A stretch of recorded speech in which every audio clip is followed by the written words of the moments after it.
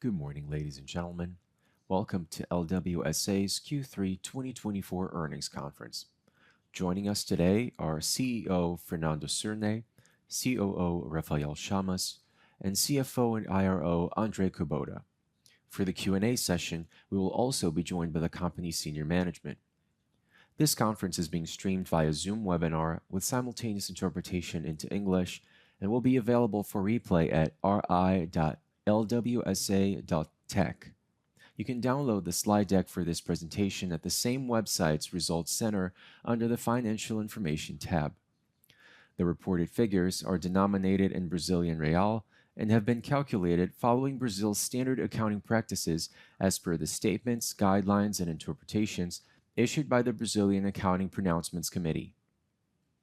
Before moving on, we'd like to mention that the statements contained in this document regarding LWSA's business prospects, operational and financial forecasts, as well as future growth estimates, are merely projections and, as such, are based solely on its management's outlook for the business.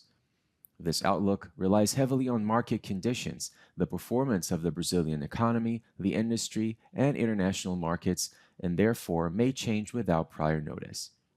Unless otherwise stated, all variations and rounded off figures here presented have been calculated in the thousands of Brazilian reais. This business performance report includes both accounting and non-accounting data, such as organic and pro forma operating and financial results, as well as projections based on the company's management's expectations. The non-accounting data have not been reviewed by independent auditors. For the question and answer session, we kindly ask that you use the Q&A button located at the bottom side of your Zoom window to submit your question. When doing so, please remember to state your name and the name of your company. As standard practice, your name will be announced so you can ask your question live. A request to activate your microphone will then appear on your screen. I will now turn over to Mr. Fernando Cerne, who will begin the presentation, followed by Mr. Rafael Chamas and Mr. Andre Kubota. Please, Mr. Cerne, you may proceed. Thank you very much, Paulo. Welcome, everyone, to LWSA's Q3 2024 earnings conference. I'd like to thank all our shareholders, associates, and analysts. Starting on slide number 3, we have the highlights for this quarter. First of all, our operational fundamentals, we are still very solid, and here I mean our own store GMV, our ecosystem GMV, our consolidated GMV, as well as our customer base. Our margins continue to grow, particularly because of a strong cost control and operational leverage. We're talking about a 4.7 percentage point increase since this time last year, so significant increase in our margins. We're also very focused on accelerating our growth. The company has grown by 5.5% in its commerce operations versus the previous quarter. Also, innovation, and when we talk about innovation, it is true that we've had several acquisitions, and this truly was very important to our operations. But this quarter alone, we've launched 3 very important products. First of all, our POS via Tray has been very successful. WayQ and also Oz, Rafael will dive into these products, and these are just a few examples. We've conducted very interesting work in terms of organic conduction, which has been very interesting for us and has also boosted growth for us. And lastly, our shareholder returns via stock buyback as well as dividend payments, which has provided over 192 million to our shareholders. And finally, on slide 4, within the succession program that we've already communicated to the market, in this call, we're joined by our new CFO and IRO, Andre Kubota, who will be presenting the financials during this call. Rafael, our former CFO and now COO, will be presenting part of what he already presented before. But back to Andre Kubota, he has an extensive resume. He's worked with several different banks. He was also buy side with Constellation. He's worked with several very important companies and will be joining us for this call. Again, I will not take too long on this. Our COO Rafael Chamas will now move on with the presentation, and we will speak again during the question and answer session. Thank you, Serne. So moving on to slide number 6, here we have a few very important indicators to understand the company's health and performance. Our ecosystem GMV, first of all, we started this period with 17.4 billion. That's 16% growth. Again, this is a combination of everything that our clients sold during this period. So these 17 billion give us a sense of how important we are to our clients. We are helping all of our customers digitalize, so we are a very important player in the e-commerce chain in Brazil. And on the right-hand side, our customer base, as Fernando Cirne said, we ended this period with 191 million or 191,000 subscribers, 6.1% more than last year. And this shows how much we've been able to expand our operations with a lot of cross-sells and larger clients. So our subscription revenue has increased by close to 26%, a very important source for us to continuously grow our operation. Moving on to slide 7, a few more operational indicators. Our own store GMV went up 18% to 1.5 billion reais. And just to remind you, this is an indicator that shows how much our clients are being able to sell in their own clients. So we have enabled them to have a more profitable business, and we also capture a lot of that profit via payments. Our entire payment operation is embedded, meaning can be accessed via our own software. So we also grew our TPV by 15.7% to 2 billion reais. Moving on to slide 8. Another component of the company's health, profitability. We had an outstanding quarter, seeing all of these indicators go up. First of all, which shows how much our growth has been sustained by our operations, which are very healthy and increasingly profitable. Our gross profit has gone up by 6 percentage points from 43.9% in Q3 23 to 49.9% in Q3 24. That's a 20% growth. So it tells a lot about our health in the industry with a significant impact on our bottom line. So our adjusted EBITDA has gone up by 36%. That's a 4.7 percentage point increase from 16.4% in Q3 of last year to 21% this Q3 of 24. It's also gone up from Q2 when we had a 19.2% margin in consolidated terms. So these 36% increase led us to 73.7 million in EBITDA, which shows what goes to show our net profit that led us to end Q3 of 24 at 16.9, a 6% profit margin for the company. So moving on to slide number 9, a little bit more about our top line and our growth. The company's consolidated net revenue has gone up by 5.4%. So we ended this period with 349.3 million. But it's also important that we understand this, as we've talked about in several different conferences, the restructuring of the company's model with Squid, which is our digital influencer company. This is a decision we made in Q3 of 24 to restructure this operation in an effort to increase our profitability, which brought in more revenue. This is a consequence of some of our plan and our strategy. which is why by the end of 2024, our annual comparisons are a little bit lower than we would like to see because of that. So without Squid, the consolidated net revenue is going up 11.7, and only exclude in commerce we're going up by 18%, ending at 225.9. Another way of understanding this growth without looking at Squid would be to look at our quarterly advances, which is what I show you on slide 10. So on the left-hand side, we have our consolidated result, and on the right-hand side, only our commerce revenue. So first of all, as I said, the restructuring of Squid started in Q1, so I show you how we've evolved since that time. And we have been growing in a healthy way since that time.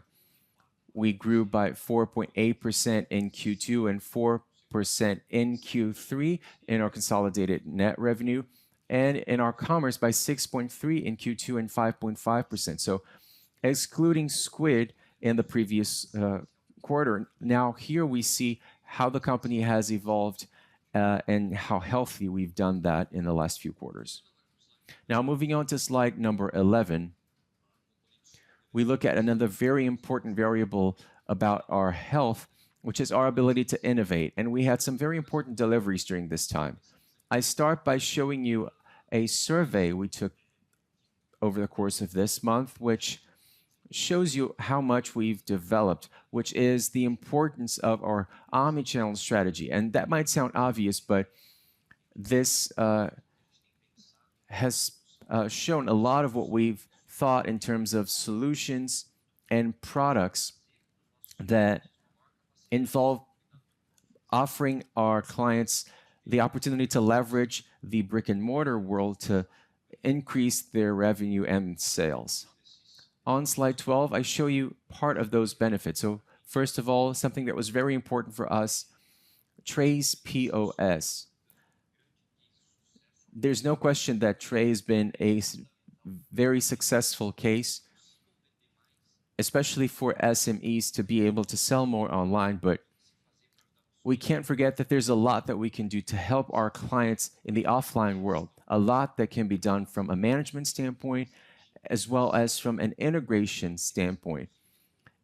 And that includes the integration between the offline world and the online world, whether that be via marketplaces or sales tools. And there's a lot that we can do. The market has grown in Brazil, but there's still a lot of companies that are only in the offline world. So Tray's proposal of digitalizing retailers required a solution that moved to the brick and mortar world. And about a month ago, we launched this product that has a lot of potential value.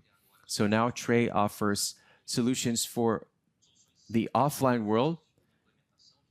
These are simple solutions, easy to introduce and easy to operate, and which allow our clients not only to digitalize their brick and mortar operations, but also to integrate their operations fully with the online world. So we are now widely expanding Tray's value proposition to help not only SMEs, but especially them.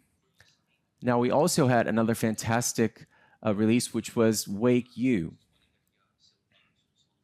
As you can see, the picture of our mobile solution, this is very important for our retailers to have a very broad overview of their clients, both online and offline. So they can look at order fulfillment, sales themselves, their offline sales operations, so POS sales, GSM solutions. So ultimately, we offer our retailers something that can easily unify their experience and their customer relationships, whether that's from an online perspective or if an offline perspective in a fully integrated way.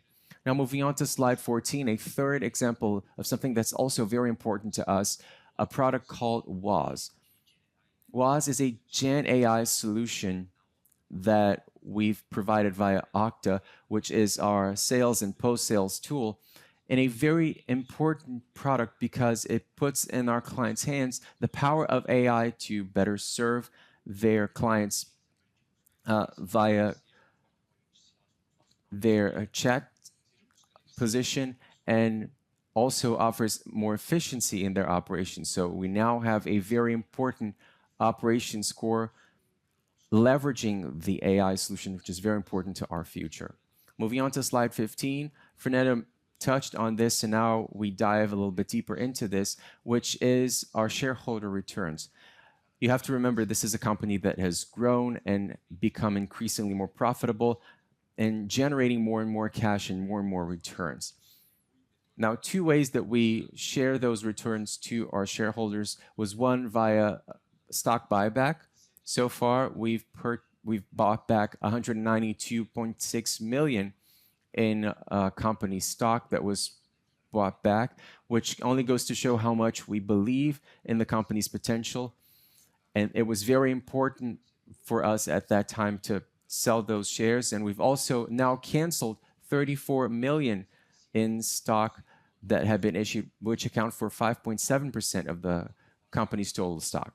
We now have also approved the share of dividends. These will be paid in November, 40 million in dividends, which means 0.07 reais per share, which shows that in 2024, we have paid our shareholders 192 million reais. So thank you very much. And now it is my pleasure to turn over for the first time to our CFO and IRO, Andra Kubota, who will move forward with our financials. Thank you so much, Sirene and Chamas. I'm very happy to be joining the first conference with LWSA. I start on slide 17, talking a little bit about our revenue.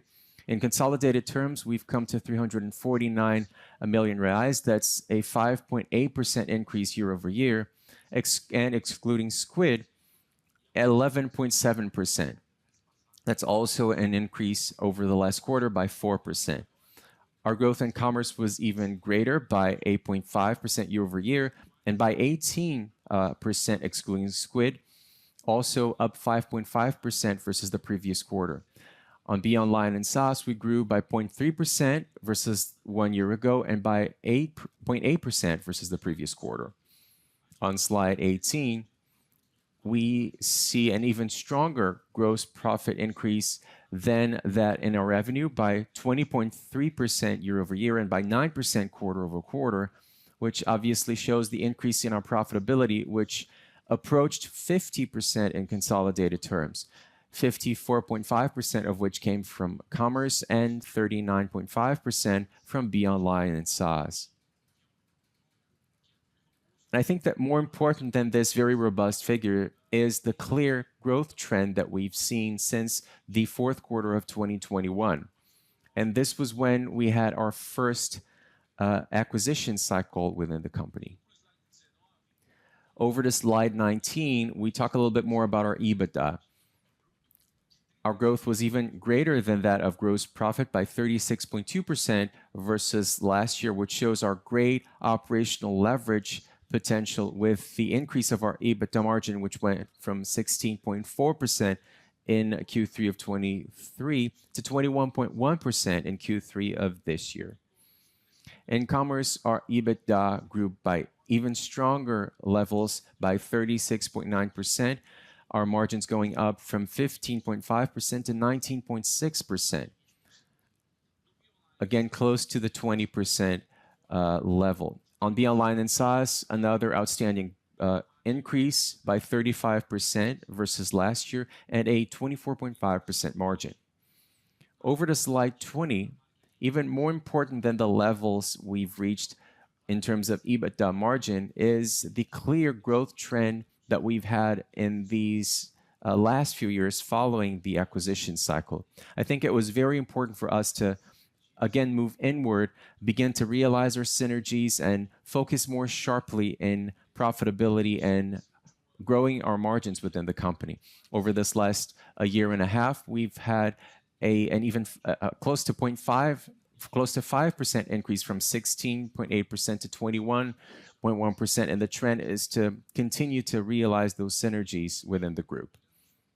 Moving on to slide 21, looking at the full figures so far in 24, we've come to an EBITDA margin of close to 20%, where in commerce we're running at 17% and by 25% in Beyond Line and SaaS.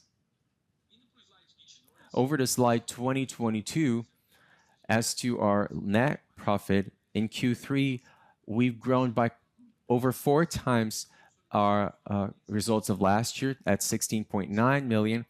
And in consolidated terms, we went from a loss to a 59.7 million reais. And it's important to say that this could have been even greater if we had included the funds that we invested in buying back our shares in the year of 2024.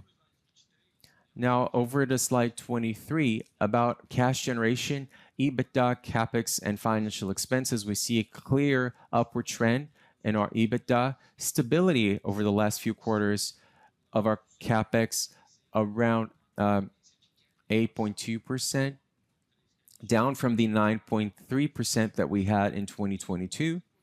And very importantly, this CapEx was also used to invest in innovation that will bring more revenue to the company in the next few years.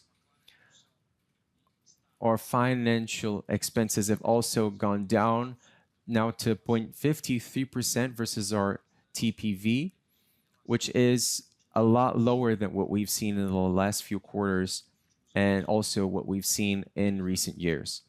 Lastly, on slide 24, we end the quarter with a 460 million reais cash position, even considering the purchase or the buyback of over 150 million over 2024, and adjusting by the lease liability and also very important position by 389 million, and payable earnouts are also at a very interesting position of 235 million.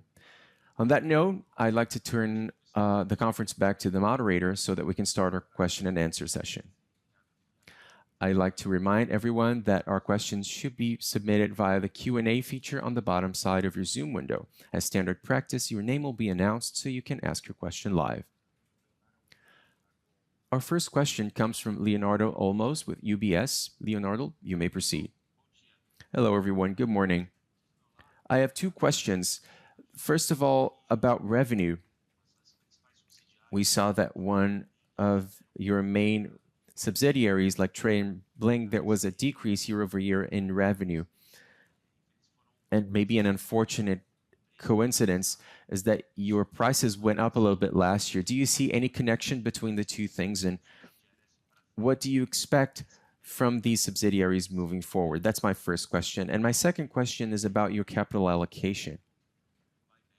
Even when you remove your buyback and dividend sharing, it seems like that your revenue wasn't that high, and you still paid dividends and still bought back. Do you plan to change your capital structure to having slightly more debt, or do you see a share of capital that's even higher for the next few quarters? Thank you. Hi, good morning, Leo. This is Rafael speaking. First of all, I think it's important to say that the explanatory note, which I think is where you picked up these figures, shows the accounting state of our subsidiaries. So it's important to say that Tray and Bling continue to grow continually, and you can look at the indicators. These are 2 very important parts of our commerce. Their GMV is growing, their TPV is growing, so the operations continue to move up. Now, I think that your point is when you look at the explanatory note of our release, Tray and Bling have been incorporated into LWSA via what we call the fiscal improvement. So when you look at Q3, these subsidiaries only exist formally as their own entities until the second month of the quarter. by the last month of this quarter, they don't exist anymore. So when you look at this company specifically, they have only 2 months worth of figures. This is a, a dumb calculation. You add the two and divide by three, but I don't think it's a very appropriate to look at this note to consider these results because DF will have only the results until the incorporation. And it's important to remember we have also important fiscal benefits to unlock. And the process of incorporate companies, which also involve in significant streamlining and synergies, but also tax simplification is also going to continue to take place. So we have other companies to incorporate as well. So that's an interesting question because it allows us to tell you what happens in that sense. I think that we have solid indicators in our earnings release that show that the company's customer base, revenue from subscriptions in companies like Tray, Bling, and Wake, our GMV from our own stores. So these are all indicators that give us a operational reading that's very focused on our commerce operations, which are these that I just mentioned. Do you have any other question about this? Otherwise, I'll move on to your other question. No, it was very clear, and I appreciate that we discussed this because the entire market is looking at this explanatory note. So I believe that the message was, excluding Squid, you had 18% growth in your commerce, in addition to the details that you mentioned, and in total, 12% growth excluding Squid. So that's what I have to look at whenever I'm analyzing your balance, right? Exactly. And even adding to that, when you add it quarter by quarter, the effect from Squid, it disappears, seeing as the most significant movement that we've made was in Q1. So to understand how the company has grown, you have to look at Q2 and Q3, where we were around 4%. So the entire commerce cycle also gives you an idea what the pace of growth has been for our operation following the reduction that we've had in Squid at the beginning of the year. So the explanatory note is no longer a good source to look at the subsidiaries individually. And now, adding to what I just said, these are the two ways to understand how our operations have continued to move forward. Okay, great. So moving on to the second question as to our capital allocation. Historically, we've always generated a lot of cash. These last 4 years, there was a different capital allocation because we were accelerating our M&A growth cycle. This was very successful. We were a company with less than 1/5 of its size in commerce. And after this investment cycle, we have one of the most significant operations in Brazil. When we look at digital retail, that's very significant with the GMV that the company has, over 1/5 of the Brazilian commerce, a very large scale. And so very steady operation. So in 2024, when we think about capital allocation, we're already showing the company's calling, which is we invest in operations with wide gross margins, a lot of working capital because our businesses are all prepaid. So our cash generation has always been inherent to our business model. If you look at what happened so far in Q3 and Q2, our cash generation is still very solid, and this trend also remains in place. We understand that the company's next cycles, our focus has been to leverage the assets that we already have in-house. There's still a lot of value to unlock, be it via structural allocation, which is what we have been doing, and there's still a lot to do, or by integrating products that will allow us to have a better value for our customers, more cross-selling. So our focus in this next cycle will be to get more return from the assets that we already have, which will allow us to continue to generate cash and sustain the capital allocation that we already have in place, also to the benefit of our investors as well. as we show you on our slides, so far it has been very significant, 150 million. We also canceled part of the shares issued. We believe this is the best use of our capital, so this will remain the tone for the next few cycles. Okay, so your point about this quarter in specific, generation was still very high. We had solid cash generation, and I think it's important to say, in spite of the high taxes we're paying, we had nearly 40 million paid in taxes over this quarter, which means we are still not leveraging the fiscal benefit from the integrations, which will start now in Q4. So this will continue to be favored by these payments of corporate tax, seeing as we will continue to leverage the goodwill from our acquisitions. I hope that's clear. No, thank you. I thought this was going to be a challenging question, but your response was very positive, which is great. So thank you. Our next question comes from Thiago Kapulskis with Itaú. Please, you may proceed. Hello, everyone. Good morning, and thank you for taking my questions. And also, congratulations, Chamas, for the new position and the new challenges. I wish you and your team a lot of success. We also have two questions. One of them on your margins. You see this recovery in your EBITDA margins, and I know that there was some shifts in personnel and the arrival of Fabio, but maybe from a higher level, and taking the opportunity to speak with people who are in charge, what do you see as the main drivers of this improvement from an operational standpoint? Is it more integration, or are there other drivers, maybe price increases and so on and so forth? And also, how could we look at these margins moving forward, and also your strategy execution? And if you could also maybe share a little bit of the difference that you felt after these new people have joined the team in a few areas of the company. My second question would be about Squid. I think this, unfortunately, has still been a drag on your bottom line, but I'd like to understand where your head's at with regard to the changes, and any update would be much appreciated. Thank you. Hi, Thiago. This is Fernando speaking. Well, let's dive in. With regard to our margins have, 3 or 4 elements that have helped our margins growth in a very consistent way. And in the last few years, we have worked a lot in realizing synergies within the company.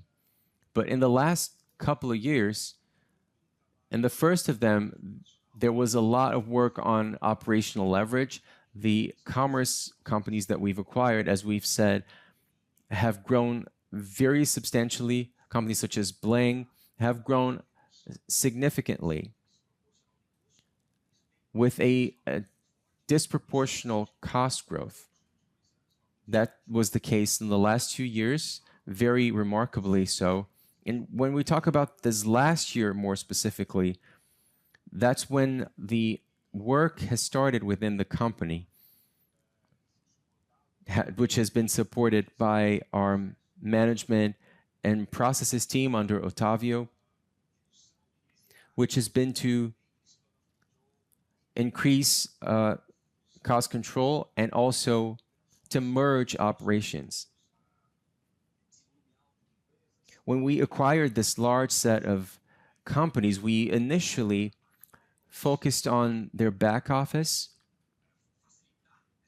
and enabling these companies to operate in a faster way and leaner way. And then we integrated those products from a customer perspective. And now we're working to reduce the number of brands. We have reduced by more than 10. We want to have the minimum number of brands within the company, and we're also streamlining the company overall. This merger that occurred in the case of Host, and even though we have 2 fully integrated operations within the company, that's only one example, but there's also another operation.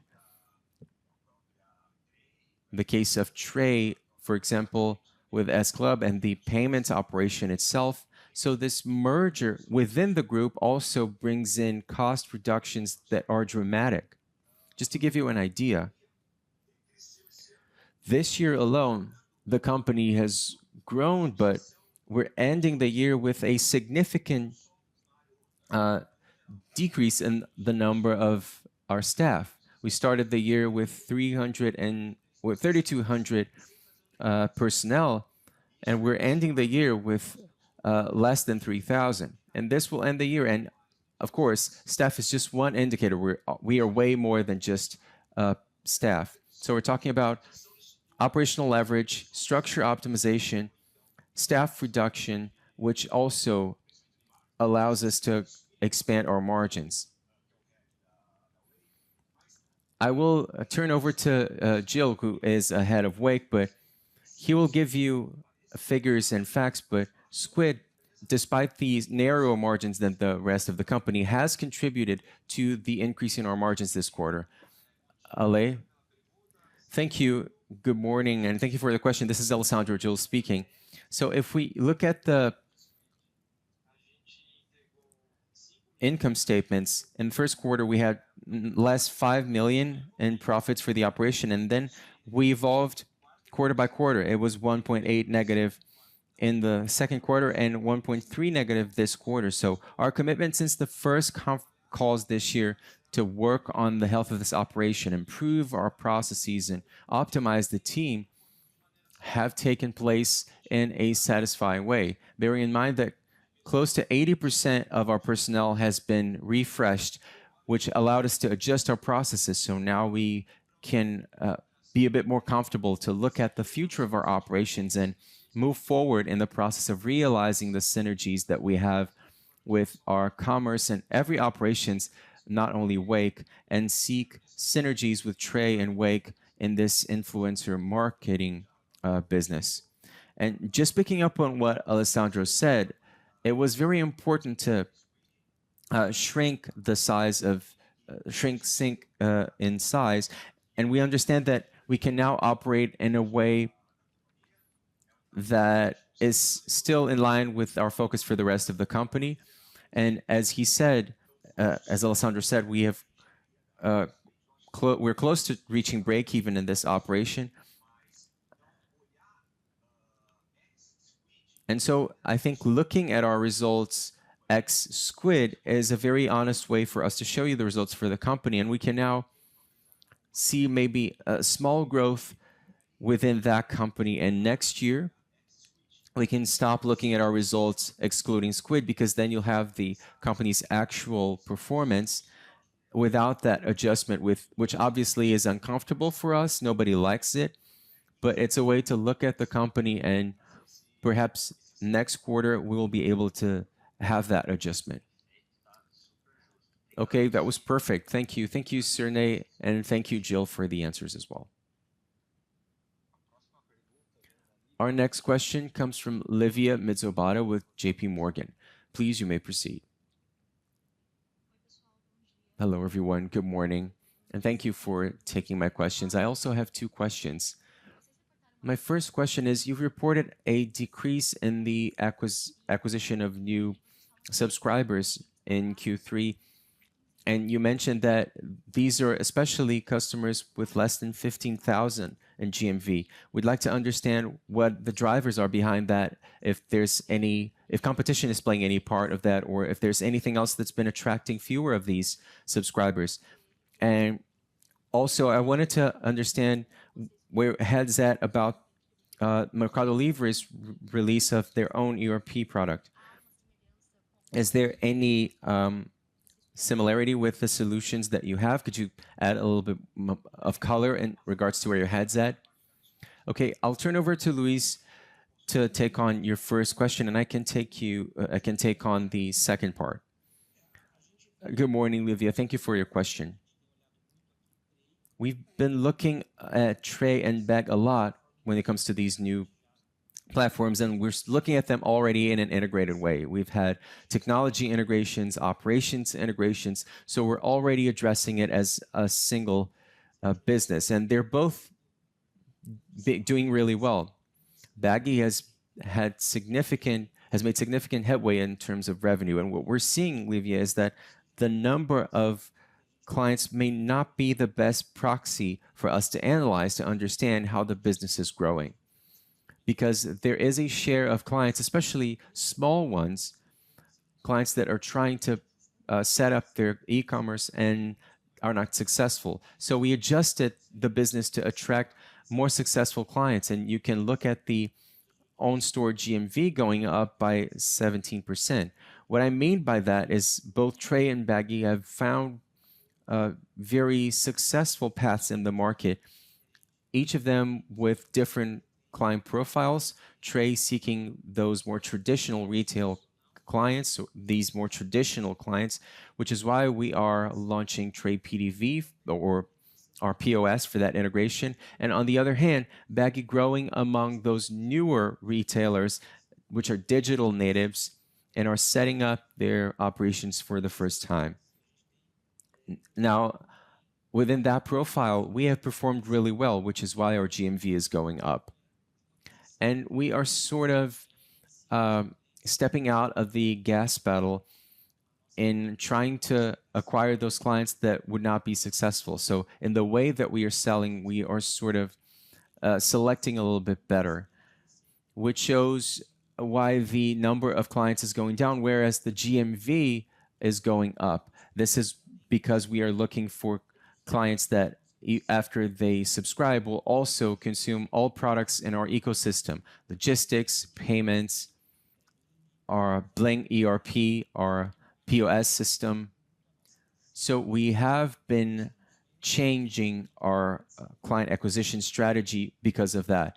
We do not see anything coming from the competition to affect us. I think the market is going at a regular pace, and Baggy, which has advanced really well, has received clients coming from different platforms. Over 15% of its revenue comes now from entrepreneurs who are trying to use other platforms and move to Baggy to set up their operation. So this is a little bit of what we see and what we're doing. We really are trying to seek those higher quality customers. Hi, Livia. Well, a little bit about Mercado Libre.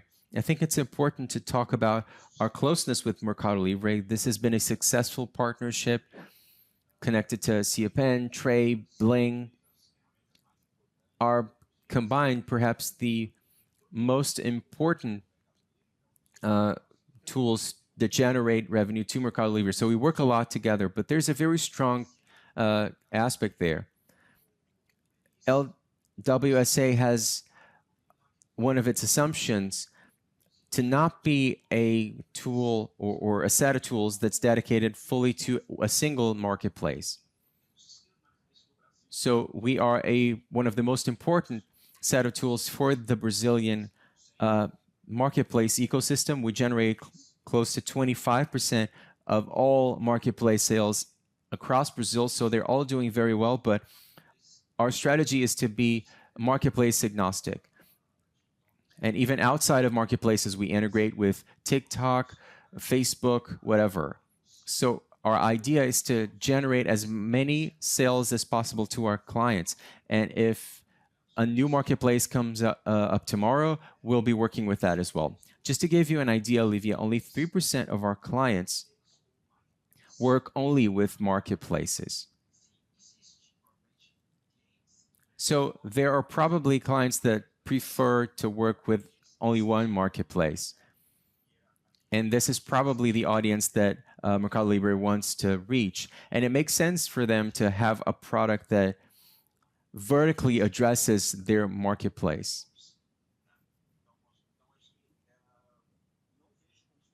So I do not see any conflict at this point. I think that, yes, there is a verticalized market that wants to operate in a single environment, but we do not serve that market because only 3% of our client base use LWSA to work only with one environment. That's not our priority, but I do see that trend for Mercado Libre. There are clients that work only with Mercado Libre. There's a large market for that.